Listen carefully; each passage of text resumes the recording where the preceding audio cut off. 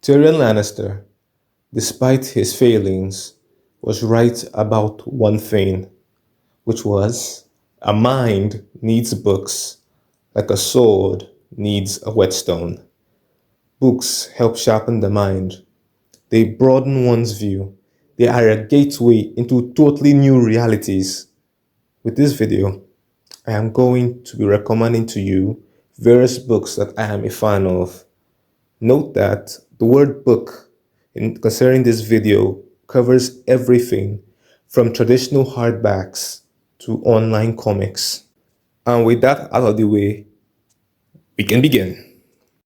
A while ago, I made a video titled We Should All Be Intentional, where I spoke about Alexander the Great, Julius Caesar, and Napoleon Bonaparte.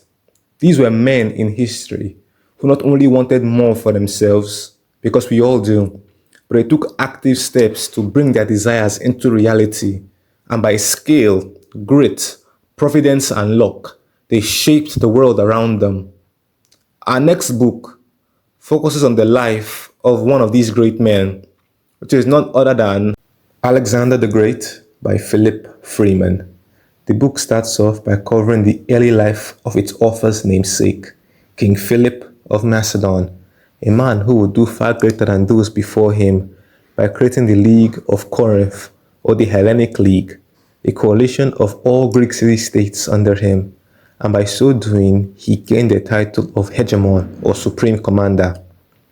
Now I'm sure you're wondering, I thought this book was about Alexander the Great, the crusher of armies, the head of a near unstoppable war machine, a man who excelled in combat so much that the book literally says, and I quote, "In mere days, Alexander and his men had done what the Persian Empire was unable to accomplish in 200 years. So why does it start off with Alexander's father? Well, because Alexander became Alexander because of Philip. He had one of the best teachers in Aristotle because of his father. He inherited his father's impressive war machine, and he would undergo his father's Persian campaign to reclaim lost lands, and would overachieve by not only reclaiming what was lost, but by becoming the next great king of Persia and its vassal kingdoms. Though it is speculated that he had his father assassinated, currently there exists no proof of this, and like his father, he would die while planning a massive military campaign, the likes of which would be seen as madness to the average person, irrespective of what era they lived in. In the wake of his death, one question loomed over all. Who was his successor?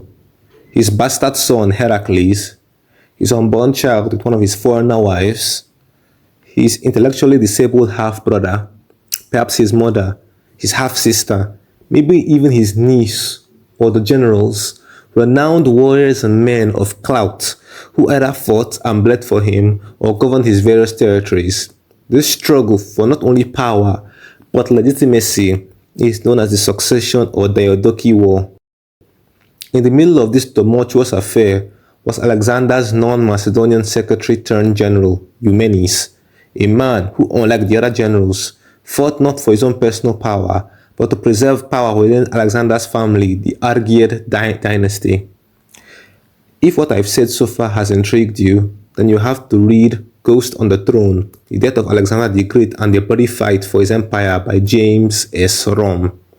Also check out the YouTube video Alexander's Insane Generals by the channel Ratic Hub. Our next book is the comic The Walking Dead by Robert Kirkman. This one is a favorite of mine, as it showcases the eternal struggle of the living. In the book, we follow a colorful cast of characters with only one thought on their minds: survive. And for a time, this survival is all that matters mentality works, until they realize that, like Maslow's hierarchy of needs states, that once basic needs are met, the desire to meet personal needs comes. Which does not sound so bad until you remember that I stated the book showcases the eternal struggle of the living. So whenever our heroes feel like they've gotten things down, we have a system now, they think. It works, they think. Nothing bad is ever going to happen again. They are reminded that life doesn't care about their plans. New threats always arise, whether it's by the machinations of their fellow humans or by random chance.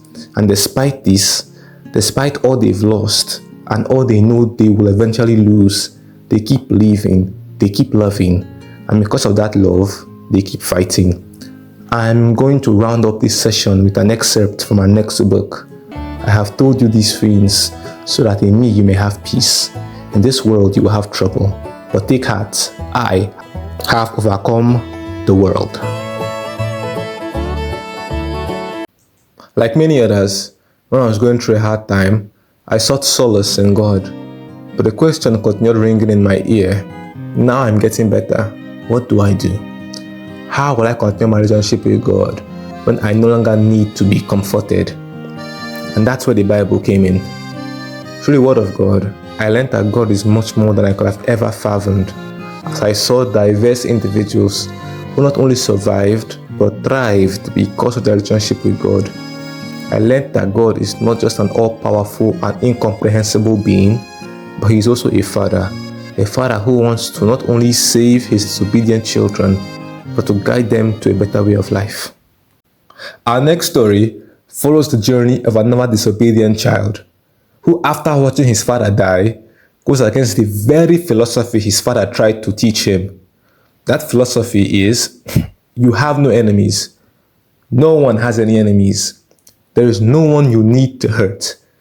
And whether or not you subscribe to this mindset, I implore you to give this story a chance. It is a historical fictional epic filled with adventure, tragedy, and an ending that, in my opinion, shows the true cost of trying to create long-lasting change in the hearts of men. And this story is none other than Vinland Saga by Makoto Yukimura. Please note that this is not just any form of comic book. This is a Japanese manga book, which is read from right to left instead of from left to right, as with English comic books. It is time for my final recommendation. If you enjoyed the Doom films and you want to see more of the politics of the Imperium, then start with the comic Dune: House Atreides by Boom Studios.